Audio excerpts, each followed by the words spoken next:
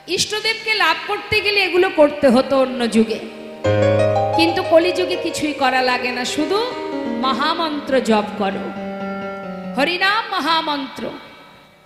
নিজে আচরণ করে হাতে ধরে পায়ে ধরে জীবকে দিয়েছে, রে জীব আর অন্ধকারে ডুবে থাকিস না, সর্বধর্ম পরিত্যাজ্যং মামেকং শরণং ভজ।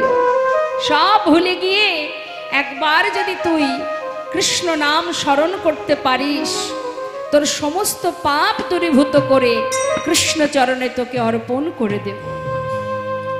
এত সহজ উপায় মা আমাদের, সময় গেলে তো আর পাবো না, পাবো কি? শাস্ত্রে বললেন, সময় করিয়া পত্রী ধরিয়া যেবা চলে দ্রুত গতি, সময়ের শেষে অনায়াসে সেজনে চলে যায় আপন বাসতে। সময় থাকতে যে কোনো কাজ করার আগে আমরা জানি যে সময় চলে গেলে হবে না, যা করতে হবে সময় থাকতে। অর্থাৎ আমাদের এই সমাজে যে কোনো কাজ, যে কোনো কিছু করতে গেলে যেমন সব কিছুর একটা নির্দিষ্ট সময় আছে, তেমন ভজনেরও উপযুক্ত সময় আছে। শিশুকাল থেকে কৃষ্ণ ভজন করো, মাতৃগর্ভ থেকে ভূমিষ্ঠ হবার সাথে সাথে মা বাবার উচিত সন্তানকে আগে ভগবানের চরণে অর্পণ করা। হে বাবা, কি কন্যাই হোক আর পুত্রই হোক, আমি তোর উপলক্ষ মাত্র মাতা পিতা, কিন্তু তোর আসল মাতা পিতা ওই যে বসে আছে, সেখান থেকেই ভক্তি পথে নিয়ে যেতে হবে বাবা, না হলে সময় গেলে আর হবে না।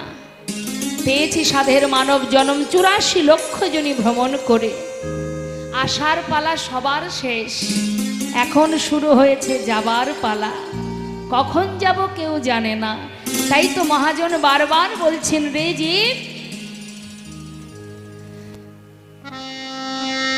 বললেন বদনে হরি নাম করো, কৃষ্ণ নাম করো, গৌরাঙ্গ বলিতে হবে পুলক শরীর, আনন্দ উৎফুল্ল থাকবে মনে। আমরা প্রভুর নাম কখন করি মা? ভগবানের নাম কখন করি? যখন বিপদে পড়ি। বিপদে পড়লে হা কৃষ্ণ, হে দয়াময়। কিন্তু না, সংসার জীবনের দুঃখ সুখ এই নিয়ে ভাবার দরকার নেই। এটা তো সংসার, এখানে সুখ দুঃখ দুজনেই আসবে যাবে, এদের কথা ভেবে লাভ নেই। চিরকাল দুঃখও থাকবে না, সুখও থাকবে না, অর্থাৎ এদের কথা না ভেবে নিজের কথা ভাবতে হবে। হে দয়াময়, যেন তোমার পাদপদ্ম লাভ করতে পারি। হরি ভজা হলো না, গৌর বলে ডাকা হলো না, হানিতাই বলে কাদা হলো না, শুধু তোমার কাছে একটা নিবেদন, আমার বলতে যা কিছু তোমার চরণে সঁপে দিলাম, শুধু নিজ গুণে তোমার চরণে আমায় ঠাঁই দিও, আর কিছু না।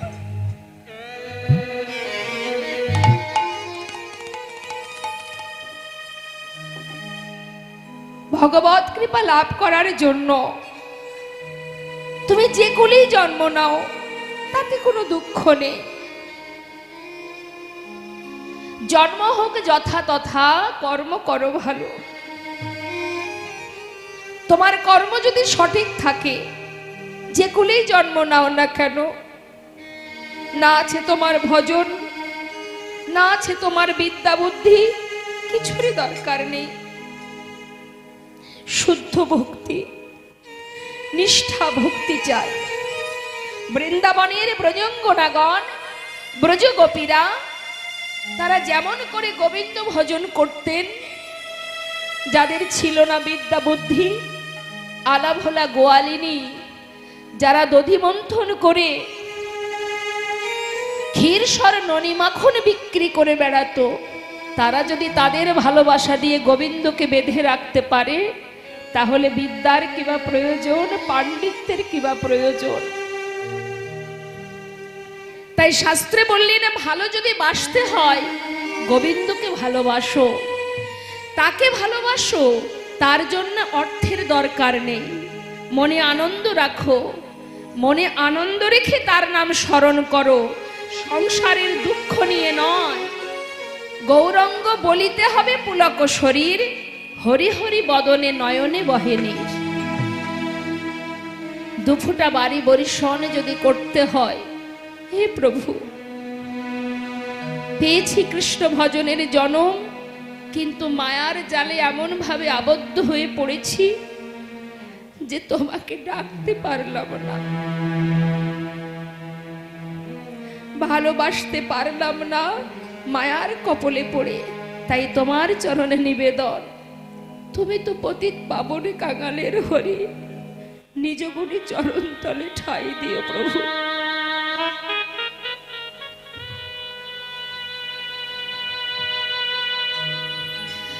তাই মহাজন বললেন, হে জীব, আপন আপন গুরুচরণ আশ্রয় করো, আর কিছু নয়। সৎ গুরুচরণ আশ্রয় করো।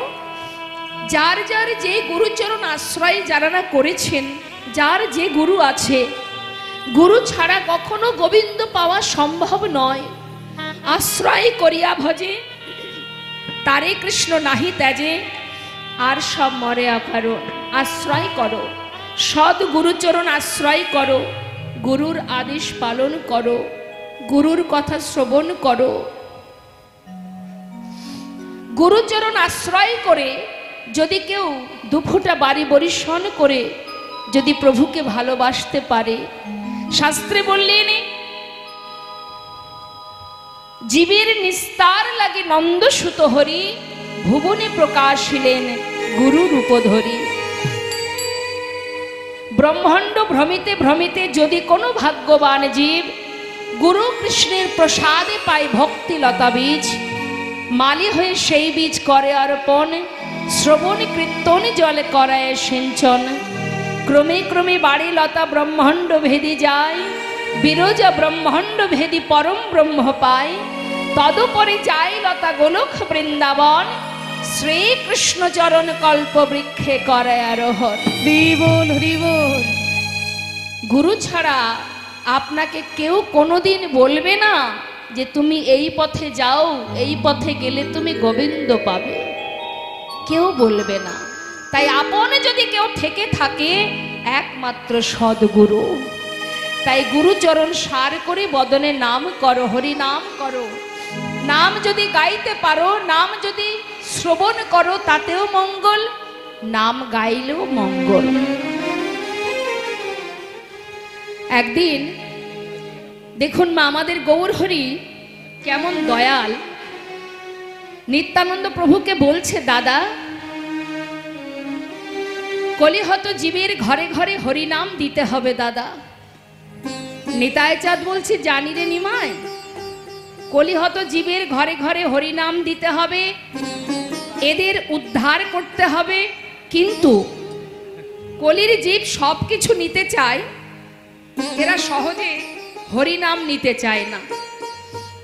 লক্ষ্য করে দেখবেন মা, আপনাদের ঘরে তো অনেকের ঘরেই সন্তান আছে, ছেলে মেয়েরা আছে, হ্যাঁ, তাদেরকে আপনি একটা হিন্দি গান, একটা ইংলিশ গান গাইতে বলবেন, দেখবেন সঙ্গে সঙ্গে গান গেয়ে দেবে। ওরা পারে, এর প্রতি ওদের রুচি আছে, তাই ওরা চটপট মুখস্থ করে ফেলে। কিন্তু হরিনাম যদি মহামন্ত্র, এই 16 নাম 32 অক্ষর যদি গাইতে বলেন, দেখবেন ওরা পারবে না, অনেকে পারবে না, কারণ এর প্রতি তাদের রুচি নেই।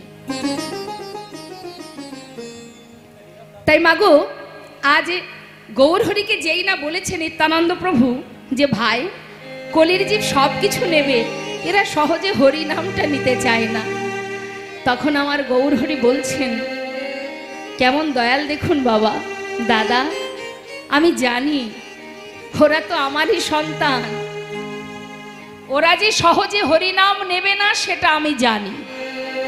কিন্তু দাদা, সন্তান ভুল করতেই পারে, মাতা পিতা কি অপরাধ গ্রহণ করে? রাগ করে সন্তানকে ঘর থেকে তাড়িয়ে দেয় না, সন্তানকে বুকে তুলে তাকে বুঝিয়ে সুঝিয়ে তাকে আবার সঠিক পথে আনার ব্যবস্থা করে। তাই দাদা, জানি ওরা নেবে না, তাই আমি তোমাকে বলি, শোনো দাদা, যে গ্রহণ করবে তাকেও দেবে, যে হরিনাম নিতে চাইবে না তাকেও দেবে। তবুও যদি সে গ্রহণ না করে, তখন কি করবে জানো দাদা? যে না চাইবে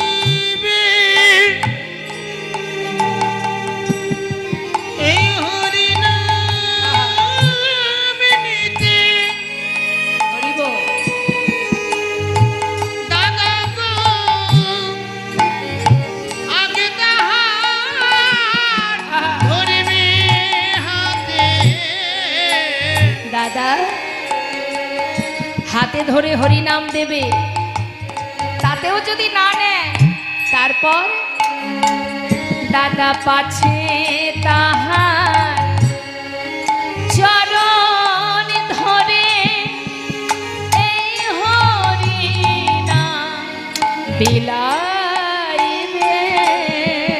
পাছে তাহার চরণ ধরে এই হরিনাম বিলাইবে। যেন অভিমান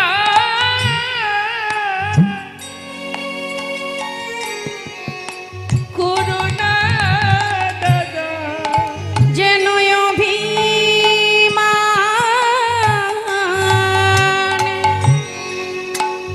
করুণা দাদা।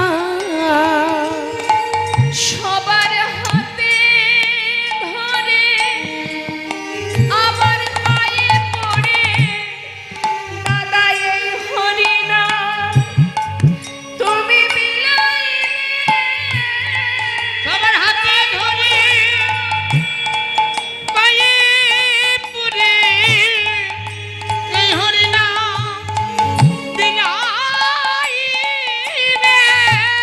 তুমি ব্রাহ্মণের তনয়া বলে যেন অভিমান করুণা দাদা। তুমি ব্রাহ্মণের তো নয় বলে যেন অভিমান করুণা দাদা। সবার হাতে ধরে পায়ে পড়ে যেন এই হরিনাম বিলাইবে। সবার হাতে ধরে এই হরিনাম বিলাইবে। হাতে ধরে পায়ে পড়ে যেন এই হরিনাম বিলাইবে। যেন অভিমান করুণা দাদা। দাদা যেন অভিমান করো না, তুমি ব্রাহ্মণের সন্তান বলে তুমি যেন অভিমান করে বসো না। তোমার কর্ম হবে সবার হাতে পায়ে ধরে এই হরিনাম দান করা। নাম ছাড়া কলিজীবের নাহি আর ধর্ম, সর্বধর্ম সার নাম এই শাস্ত্র মর্ম।